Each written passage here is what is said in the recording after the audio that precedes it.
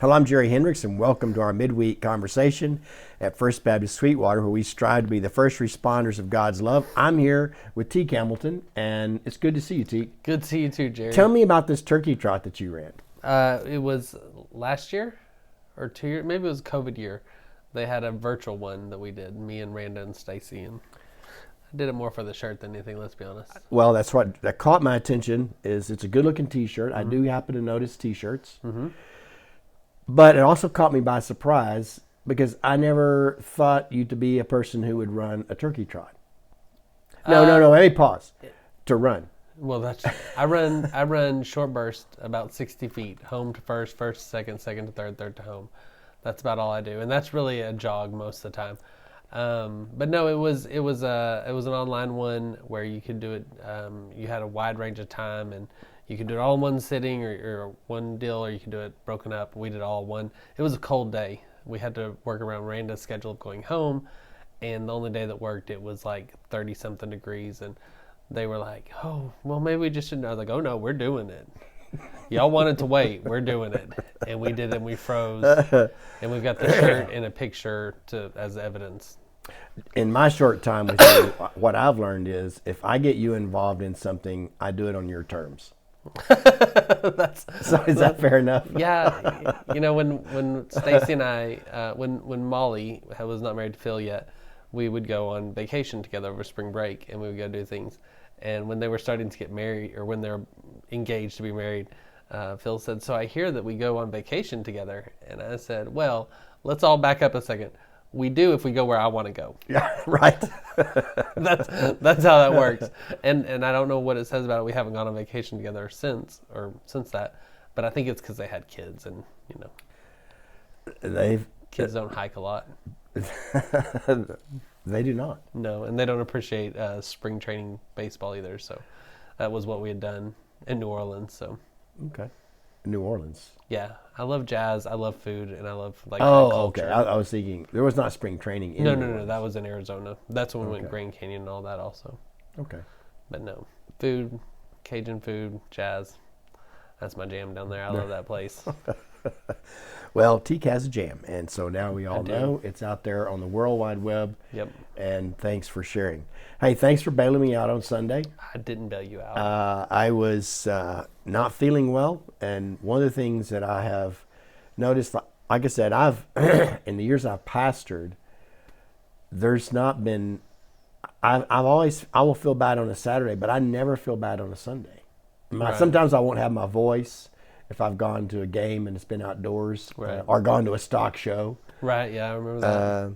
But man, something hit me Saturday or Saturday night, and I went to bed, took some medicine, and so one of the rules I have is I'm not going to text you in the middle of the night to say, hey, I don't think I'm going to make it tomorrow. I appreciate that, because I still wouldn't see it until the next morning, most likely, if it's a text. But Teak helped me to kind of hide out, and he took care of a lot of the extra stuff, so all I had to do was stand up and try to do the talk that I had prepared, and you got it anyways, done. I got it done, and the good news was we had Pops singing Sunday. Yeah, they did great.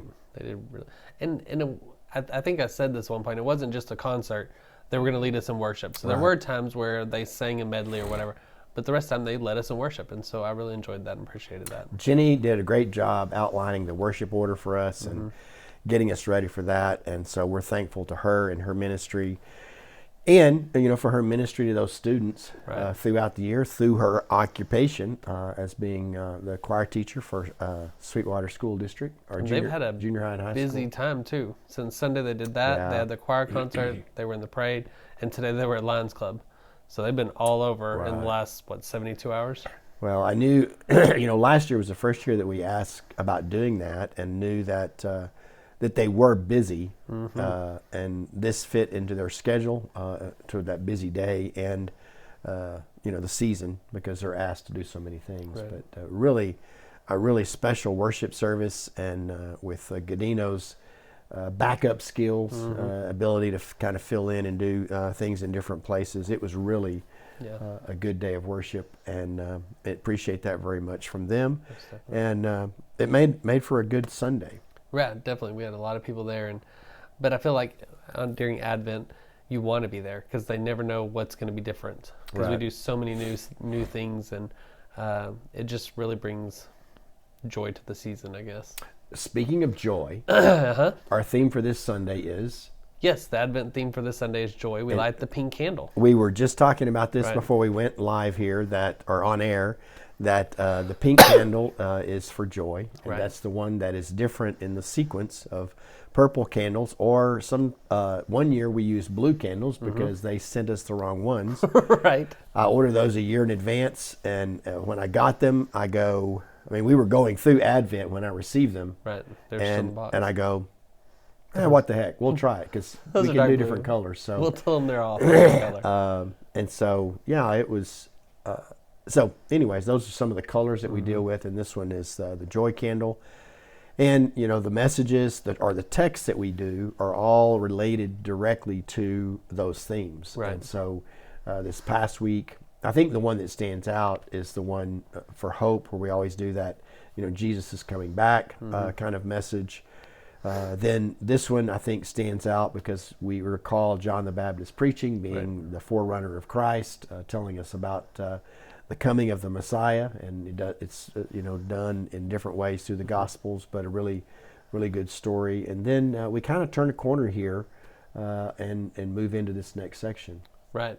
In the youth, we're doing the different passages from Isaiah, and so backing up to the part about the Advent candles, we talk a lot about how we do these things that are new to us, new to the church, but we've done them long enough that the kids pick up on them, students picked up on them, and adults do now also. But we had a question on one of our little early quizzes about the Advent candles or the Advent wreath, and like our kids know there's 3 purple, they know the pink one is joy. So much so that when I saw Elliot Sunday, I said, all right, now when you go down and you light the candles, any one of the purple ones you can light, but don't light the pink one or the white one. I said, because if you light the white one, you've ruined Christmas for everybody, because we have to blow the Christ candle out before Good Friday, and you don't want to destroy Christmas for everybody. And he laughed, and I said, and pink's the same way. Make sure you don't ruin Christmas for everybody. So there was a lot of weight on him lighting the candle this Sunday. But it's funny, they know the different ones. They know what the colors the candles are, what the themes are. So that's been enjoyable. Apparently I'm going to cough too. But we're doing the Isaiah passage, and the 3 different ones, well, the 2 we've done and then this one, have all been like, I talk about painting a picture. That Isaiah, a lot of them are poems or songs that Isaiah writes, but they paint a picture. The first one was hope, and it talks about the mountain Lord. It'll be the highest of all mountains, and it paints this picture of everybody coming to the mountain to learn from God. Last week was the peaceful kingdom, and it talks about the lion and the ox eating straw together. The child puts its hand in a viper's den and doesn't get bit. And so I show him a picture of the way an artist has depicted that. And then this week is Isaiah 35, and it talks about like the wildlife, the desert blooming out from just a little rain. That all of a sudden there's water that comes through, and the barren land, the desert, just explodes in color. And so I've got a video to show, because we've had super blooms like that in Big Bend and things like that. It's dry, even Death Valley has that happen every once in a while. That so dry, nothing really grows there. Then it gets a little water and it just explodes with life. And so it's a really cool picture that Isaiah paints there. So, well, it's thinking about Advent. One of the things that you and I've talked about, and still is a bit I don't know, surprising to me in some ways.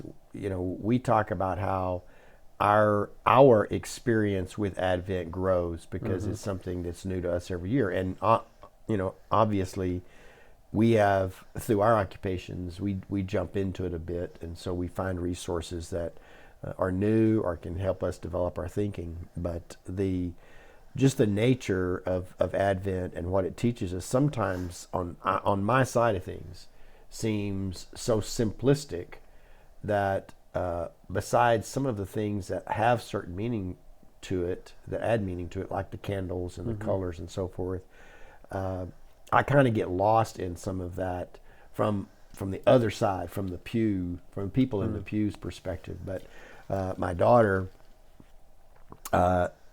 just last week attended a different church because her church wasn't doing Advent in any way. oh yeah, And I said, I go, well, it was after the first Sunday. She goes, they did nothing. And of course, that's the first Sunday after Thanksgiving. Churches that might not do Advent, they may not, but she didn't give them a second chance. she went somewhere on Sunday where she knew that Advent was the focus and that the themes of Advent would be present. And so anyway, but it is an interesting experience. But when you talk about the spiritual formation of students and them understanding the significance of this calendar and this rhythm, then you can start to see how for us as adults that we ought to kind of lean into that as well, and into that experience of learning and understanding not just the season and the method and the process, but also the lessons that come along with that. We had one kid who asked the first Sunday, we were talking about the Advent begins the Christian season, the Christian calendar, and they said, so really we're on a new year? I was like, yeah, basically, as the church, as the people of God, if you follow the Christian calendar, this is your beginning to the year, Advent. And so, we're about a month ahead, but that works. Yeah. From the other calendar. And the other thing about the calendar and what you're doing with the students and doing Isaiah is I tend to always go with the gospel passages. I think there might have been one year where I can't remember if I've ever used the Isaiah passages or not. I don't know. They come around every 3 years, but one of the years, I think it was last year, the Old Testament passages are from 4 different prophets, and in listening to some old sermons of other preachers, I picked up on that, and that's a really interesting way to be able to do that. Of course, it might be 2 more years before we get to do that. Right. Yeah. There's always an Old Testament passage, but not necessarily from the prophets. Yeah, and it's like clockwork. It's in my Bible. I make a notation, like many of our folks do, of what was preached and when. And we've been like clockwork on 2019 was the last year that I preached that passage, or used that passage that I used on Sunday. Okay. So I tend to stick with the gospel readings, but I thought it was the part that kind of stuck out to me when you talked about we make a lot out of what he wore and what he ate, but that's weird to us now. Yeah. Not necessarily that it was extremely weird back then, but it was recorded. Yeah. And then you talked about the locust and the honey, and Dr. Gramling, our friend from Howard Payne, he talked about that in Greek class one day about the locust and honey, and he said he was on a tour where they got off the bus and said, now see, this is a locust tree and this is a fruit and this way. And Dr. Gramling goes, nope, the Greek says it was the bug. But most of the world eats bugs. That's a source of protein. I had, because I was struggling with my physical health Sunday, there were several points that I wanted to make, and I wanted to kind of just stay on that track longer than what I did, but because that was kind of my point. I go, you're talking about this guy that, he's an outdoorsman from what we would say, and eating a bug would just be, come on. It makes sense. If you're stuck in the wilderness, you're going to eat what's available and not poisonous. Yeah, that's true. So, anyways, it's good Sunday, good opportunity to be together and worship in that way. It's fun to see our church also kind of in a growth trend that we haven't experienced since pre-COVID. Right. And I had invited some folks Sunday, and they were both there. And it was fun to see them, which, these seasons of Advent or these special things that we do are good times for us to invite people, or to get people, kind of plugged into some regularity with the worship here. But, so anyways, looking forward to this next Sunday, and you'll still be in Isaiah. Right, we're in Isaiah 35. And you're doing those on Sunday morning, correct? Right. We're doing the Gifts of the Magi on Wednesday nights. Okay. Because I feel like once we get past Christmas, I always jump to some other part, or we don't get to touch on the Magi because we don't have Wednesday nights until January, and so we don't ever talk about that. So we decided to do the Gifts of the Magi for this one. Okay, so great. It's been fun. Well, it has been interesting, as it is every year, kind of tracking with the calendar. It is different this year that we have 2 more Sundays of Advent and then Christmas. Yeah, it's a longer time this year. It's just it lines up a little bit different for us in our not just preparation, but I think in our thought process in putting things together. We've also, I don't know I guess it's worth mentioning that we've added some visuals on the screen that I felt like added a lot to our worship, and in particular, because of Advent, the cohesiveness of our worship service, so that it really flows well. What you're seeing, what you're visualizing and seeing is what we're talking about. It all becomes part of one. So a visual liturgy or visual theology. Right. So we're learning on that. That's one of the things that we kind of wanted to initiate this fall, and we found a good resource, and Tika's helped develop that for us, and then Emma, our new assistant, with helping us out with worship slides and announcement slides and stuff, will soon be helping us as we move into the new year. So anyways, well, it's good to chat with you, to get caught up a bit, and to look forward to better health and it's good that you can good chat. worship. Yes, I've had some bad days. Yeah. So, anyways, drinking a good power drink in the afternoon, it'll get me through to the end of the day or close to it. Anyways, thanks for joining us on our Midweek podcast. It's always a joy to have this conversation and to know that some folks out there are listening. We appreciate you and look forward to seeing you this Sunday at 10:30. See you then.